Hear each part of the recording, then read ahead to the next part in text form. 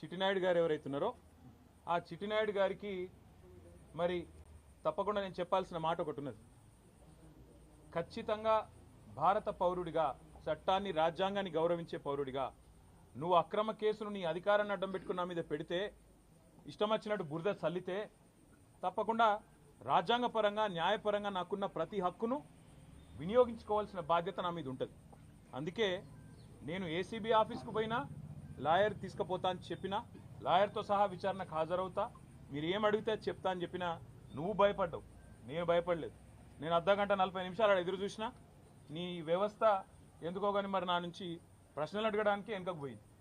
అట్లాగే కోర్టుకు పోయినా, కోర్టులో హైకోర్టులో పిటిషన్ వేసినాం. ఏమని? ఇది అక్రమ కేసు, ఎఫ్ఐఆర్ తప్పు, ఎఫ్ఐఆర్ అనవసరపు సెక్షన్లు, అక్కరలేని సెక్షన్లు ఇష్టం వచ్చినట్టు పెట్టినారని చెప్పి వాదించినాం. సరే, కోర్టు ఏ కారణం చేతనైతే, ఎందుకంటే న్యాయ వ్యవస్థ మీద మాకు సంపూర్ణమైన గౌరవం ఉంది, న్యాయమూర్తుల మీద సంపూర్ణమైన విశ్వాసం కూడా ఉంది. ఇవాళ హైకోర్టులో మాకు తీర్పు కేవలం క్వాష్ పిటిషన్ కొట్టేసినారు.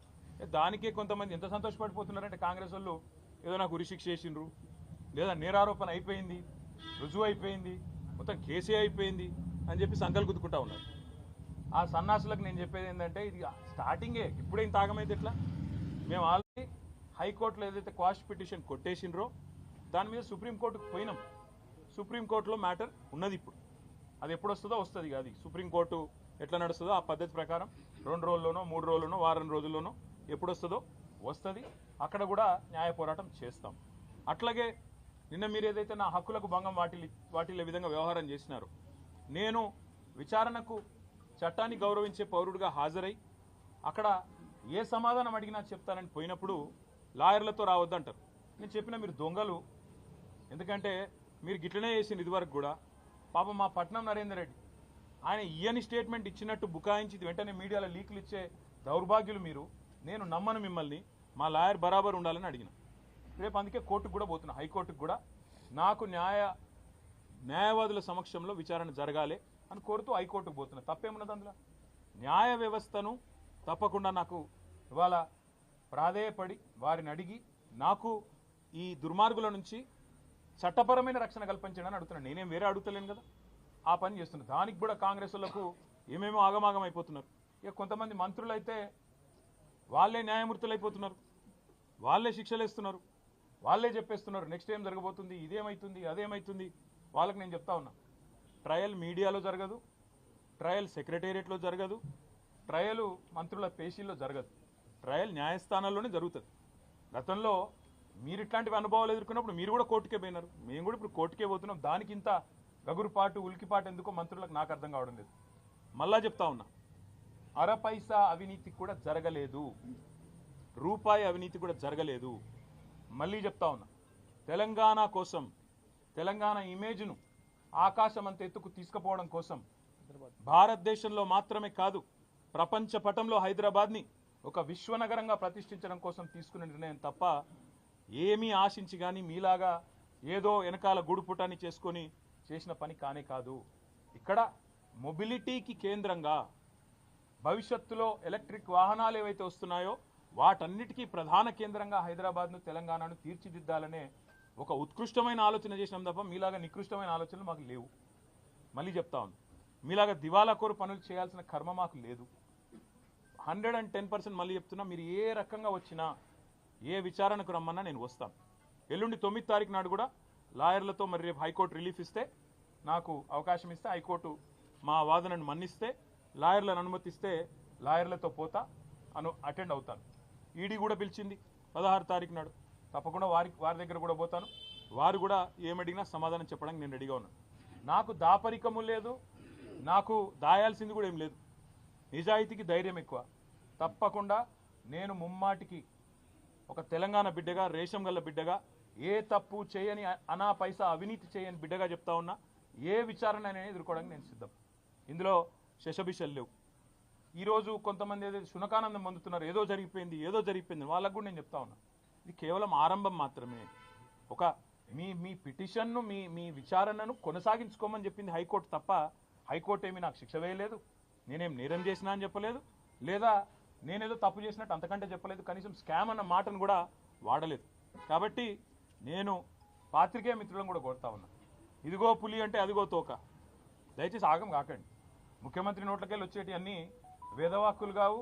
ఆయన చెప్పేటి ఆయన ముఖ్యమంత్రి ఆఫీస్కి వెళ్ళి వచ్చేటిదన్నీ లీకులన్నీ అవేమి భగవద్గీత సూక్తులు కావు. చాలా చాలా లీకులు ఇస్తూ ఉన్నారు. ధైర్యంగా డైరెక్ట్గా చెప్పే ధైర్యం లేదు. నేను ఇంకొక మాట అడుగుతున్నా, మాకు ప్రత్యామ్నాయం ఏముందండి? అసెంబ్లీ సమావేశాలు జరుగుతున్నాయి, మేము అడిగినాం చర్చ పెట్టు అసెంబ్లీలో అని, నువ్వు పారిపోయినావు, నీకు నన్ను ఎదుర్కొనే ధైర్యం లేదు. ఈ కేసు విషయం 4 కోట్ల ప్రజల ముందు చర్చ పెడదాం రాయనాయన అంటే రాలేదు.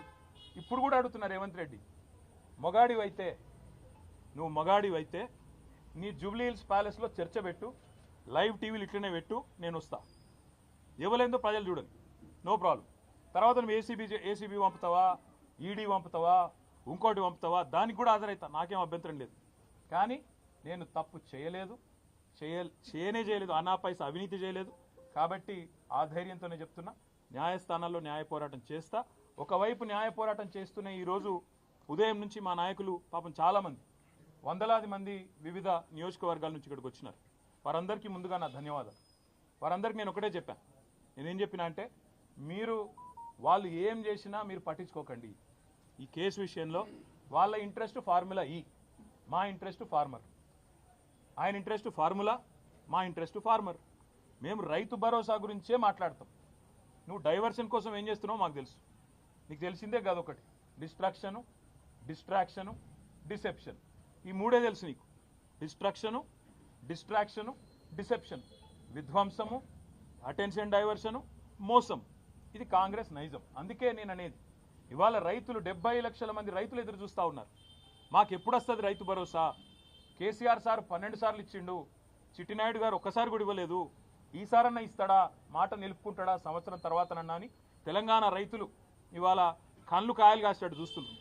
వాళ్లకు న్యాయం చేయడానికి కొట్లాడమని చెప్పి మా నాయకులందరికీ చెప్పిన.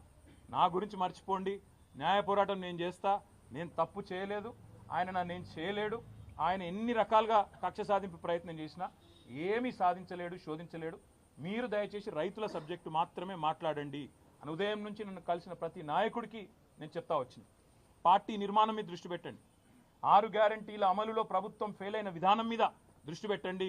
ఖచ్చితంగా ఈ అటెన్షన్ డైవర్షన్ గేమ్ ఏదైతే కాంగ్రెస్ ప్రభుత్వం ఆడుతుందో, కాంగ్రెస్ పార్టీని, చిట్టినాయుడిని పూర్తి స్థాయిలో వాళ్ళ బండారాన్ని బయటపెట్టి మరి బజార్లలో ప్రజల ముందు ఎండగట్టండి. ఆడబిడ్డలకు ఇస్తానన్న 2500, అదేవిధంగా పెద్ద మనుషులకు ఇస్తానన్న 4000 పెన్షన్లు ఎప్పటి నుంచి ఇస్తామని చెప్పి నిలదీద్దాం. ఆ దిశగా కార్యాచరణ చేద్దాం తప్ప ఏ రకంగా కూడా పొరపాటున కూడా ఏ రకంగా కూడా ఈ కేసు విషయంలో మీడియా హడావుడికో, చిట్టినాయుడు గారి లీకులకో ఆగం కాకండి.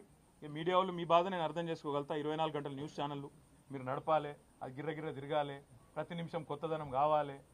ఇక అవన్నీ తప్పదు, మీ బాధ నేను అర్థం చేసుకోగలుగుతా, మీ తప్పు కాదు. కాకపోతే నేను మీతో ప్రార్థించేది కూడా, దయచేసి ఈ కేసు విషయంలో చూపెట్టే ఇంట్రెస్ట్ ఆ రైతుల బాధ గురించి చూపెట్టండి. ఈ కేసు విషయంలో చూపెట్టే ఇంట్రెస్ట్ ప్రజల బాధలు, హైడ్రా బాధితులు, మూసీ బాధితులు, వాళ్ళే కూడా చూపెట్టండి. దయచేసి వాళ్ళ బాధలు కూడా చెప్పండి. 6 గ్యారంటీలు ఫెయిల్ అయ్యి సంవత్సరం తర్వాత అటెన్షన్ డైవర్షన్ కోసం పడుతున్న పాటల గురించి కూడా, అప్పుడప్పుడు వాళ్ళు చేస్తున్న ఫీట్ల గురించి కూడా చెప్పండి. ఆత్మహత్యలు చేసుకుంటున్న ఆటో డ్రైవర్లు, చనిపోతున్న నేతన్నలు, వాళ్ళ గురించి కూడా చెప్పండి.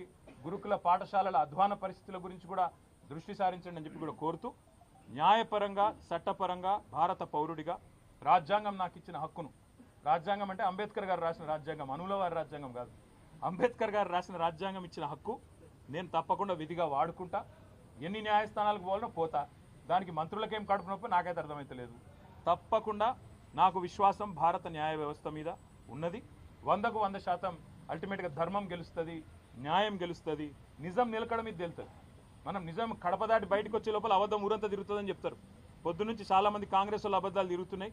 దయచేసి మీరు నిజం చెప్పడం, మీరు కూడా నిజం చూపెట్టడం స్టార్ట్ చేయాలని చెప్పి కూడా కోరుతూ, మీ అందరికి కూడా పొద్దు నుంచి చాలా ఓపికగా ఇక్కడ ఉన్నందుకు మీ అందరికి కూడా ధన్యవాదాలు.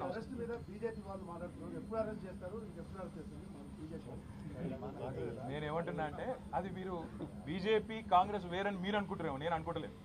ఇక్కడ బీజేపీయే రక్షణ కవచం లాగా కాంగ్రెస్కు పనిచేస్తున్నది. బీజేపీ కాంగ్రెస్ ఏ టీము బి టీము, ఎవరు బి టీము మాకు తెలియదు. కానీ ఇవాళ మొత్తం ఇట్లా అలుముకొని ఒకరినొకరు మంచిగా పెనవేసుకున్న బంధంతో కలిసి పనిచేస్తున్నారు. ఆయన కేసు పెడతాడు, ఇక్కడికి వెళ్ళి కాకిరి బీకిరిలో వీళ్ళు స్టార్ట్ చేస్తారు. ఇవన్నీ మాకు కొత్త కాదు, ఇవన్నీ గతంలో కూడా చూసినాం, భవిష్యత్తులో కూడా చూస్తాం. ఇద్దరిని గతంలో చిత్తు చేసి 2 సార్లు అధికారంలోకి వచ్చినాం. భవిష్యత్తులో కూడా ప్రజల ఆశీర్వాదంతో, ప్రజల దయతో కేసులు ఎదుర్కొంటాం న్యాయ వ్యవస్థ ద్వారా. ప్రజాక్షేత్రంలో ఈ 2 పార్టీలను కూడా ఎదుర్కొంటాం. Thank you.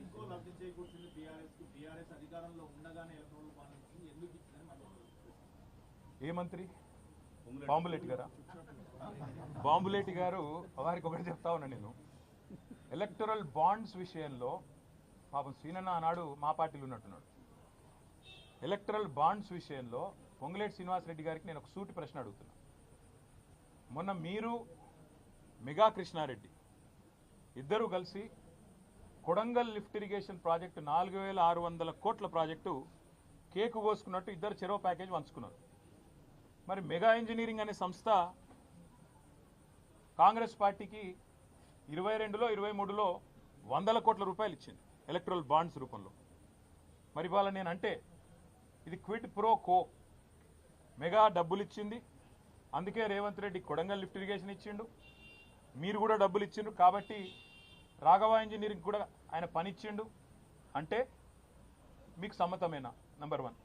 నంబర్ 2, గ్రీన్కో అనే సంస్థ ద్వారా ఎలక్టరల్ బాండ్స్ అందుకోని పార్టీ, రాజకీయ పార్టీ తెలంగాణలో ఏదైనా ఉందా?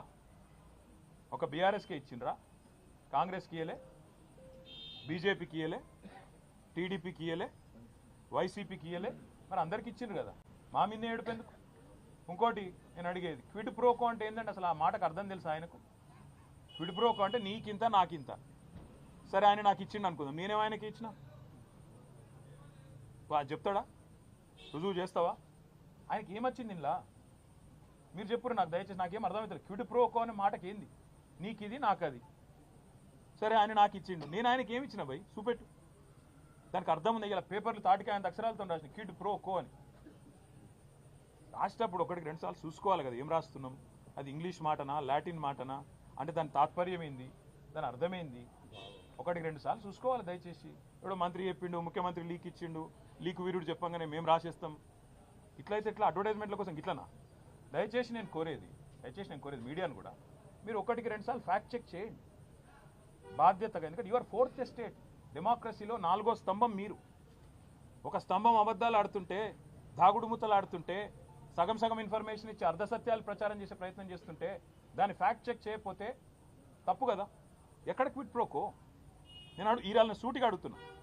మెగా ఇంజనీరింగ్ అనే సంస్థ మాకు కూడా ఇచ్చిందండి, అది కూడా చెప్తున్నాను. మళ్ళీ ఇంకేదో దివాలా కోర్ స్టోరీ స్టార్ట్ చేస్తారు. లేకపోతే అందరికి ఇచ్చిండు ఆయన, కాంగ్రెస్కి ఇచ్చిండు, బీజేపీకి ఇచ్చిండు, టీఆర్ఎస్కి ఇచ్చిండు, అందరికి ఇచ్చిండు. మరి మెగా ఇంజనీరింగ్ ఆ రోజు పైసలు ఇచ్చింది కాంగ్రెస్కు, తర్వాత రేవంత్ రెడ్డి కొడంగల్ లిఫ్ట్ ఇరిగేషన్ ఇచ్చిండు, మరి అది క్విడ్ ప్రోకోనా? ఇవి రేపు నాకున్న సమాచారం మేరకు మల్లన్న సాగర్ నుంచి 4000 కోట్ల ప్రాజెక్టు మెగా ఇంజనీరింగ్కే రాబోతుందని నాకున్న సమాచారం హెచ్ఎండబ్ల్యూఎస్లో. అది కూడా క్విడ్ ప్రోకోనా? హైదరాబాద్కు తాగునీటి చెప్తున్నారు కదా, మూసీ అని ఉన్నది, మూసీ ప్రాజెక్ట్ అని మాట్లాడుతున్నారు, అది కూడా ఆల్రెడీ మెగాకు మాట్లాడినట్టు, ఇదంతా కూడా క్విడ్ ప్రోకోనా? నేను ఇంకొక మాట అడుగుతున్నా. మెగా ఇంజనీరింగ్ బ్యాన్ చేయాలని చెప్పి సుంకిశాలలో కూలిపోయిన తర్వాత, రిటైనింగ్ వాల్ కూలిపోయిన తర్వాత హెచ్ఎండబ్ల్యూఎస్ రిపోర్ట్ ఇచ్చింది బ్లాక్ లిస్ట్ చేయమని. మరి ఎందుకు చేస్తలేవు? క్విడ్ ప్రోకోనా? ఆయన ఇచ్చిన ఎలక్ట్రల్ బాండ్స్కు ప్రతిఫలం నిలుచుకుంటున్నావా? చెప్తావా సమాధానం దీనికి? అందుకే నేను అంటున్నా, మాట్లాడేటప్పుడు ఒళ్ళు దగ్గర పెట్టుకొని మాట్లాడాలి. ఒక కాంట్రాక్టర్ మంత్రి, ఒక బ్రోకర్ ముఖ్యమంత్రి, ఇట్లే వస్తాయి మాటలు. ఏం చేయాలి మరి? వాళ్ళకి తెలిసిన రాజకీయం గిది. ఇగో నేను చెప్తున్నా కదా, ఇగో పాపం ఆయనకు ఏదో కొత్తగా మంత్రి పదవి వచ్చింది, ఆగబట్టుకోలేకపోతున్నాడు. అన్నీ బయటకు వస్తాయి బ్రదర్. ఎవలోల దగ్గర రియల్ ఎస్టేట్ ప్రాజెక్టులు గుంజుకుంటుండు, ఏ భూములు 30-40% రాయించుకుంటుండు. టైం వస్తుంది, ప్రతిదానికి టైం వస్తుంది. ఎగిరితపడదు. ఎగిరితామంటే ఆయనకు అర్థమవుతుందో లేదో చెప్పురి. ఇగో బ్రదర్, ఇగో 1 ఇయర్ నుంచి ఈ టైం పాసే నడుస్తుంది. మళ్ళీ చెప్తున్నాను, 1 ఇయర్ నుంచి ఇదే టైం పాస్. మీకు మంచిగా నడుస్తుంది కాలక్షేపం ఈ సన్నాసులతో. ఎందుకంటే కొద్దిసేపు ట్యాపింగు, కొద్దిసేపు కాళేశ్వరము, కొద్దిసేపు జన్వాడ, అదేందో వాడేదో బ్రహ్మ పదార్థం ఉంది, ఇంకొన్ని రోజులు డ్రగ్స్, ఇంకొన్ని రోజులు ఇంకోటి హైడ్రా. ఈ డ్రామాలు తప్ప రైతులు ఎక్కడ వాయే, రైతు భరోసా ఎక్కడ వాయే, నువ్వు ఇచ్చిన 420 హామీలు ఎడవాయే, 6 గ్యారెంటీలు ఎడవాయే, తులం బంగారం ఎడవాయే, స్కూటీ ఎడవాయే, ఒక్కరని అడుగుతురా బ్రదర్ మీరు? ఎంతసేపు ట్యాపింగు, కాళేశ్వరము, ఇది అది పెట్టు. మాకు ఇంకోటి కూడా తెలుసు బ్రదర్, ఇది ఆరంభం మాత్రమే. మా మీద కూడా కేసులకు ఇంకా 4 ఏళ్ళ చాలు ఉంటాయి. మాకు కూడా తెలుసు అది. ఇంకా 4 ఏళ్ళ చాలు ఉంటాయి. అన్ని ఎదుర్కొంటాం. అన్నిటికీ ఇవాళ రక్షణ కవచంలాగా ఈ దేశంలో న్యాయ వ్యవస్థ ఉంది. ఇట్లాంటి దుర్మార్గుల పన్నాగాలను అడ్డుకోవడానికి నాకు భారత రాజ్యాంగం ఒక పౌరుడిగా అంబేద్కర్ గారు అందించిన హక్కు న్యాయ వ్యవస్థ. తప్పకుండా న్యాయ వ్యవస్థ మీద మాకు గౌరవం ఉంది, సంపూర్ణమైన విశ్వాసం ఉంది. అక్కడే న్యాయ పోరాటం చేస్తాం. ఇంకా చాలా ఉంది మాట్లాడేది, కానీ ఇవాళ వద్దు. ఇవాళకి చాలు. ఎందుకంటే ఇక మళ్ళా మస్తుగా ఉంది మాట్లాడేది. బరాబర్ మాట్లాడు. Thank you. బాధ్యత నా మీద ఉంటుంది. అందుకే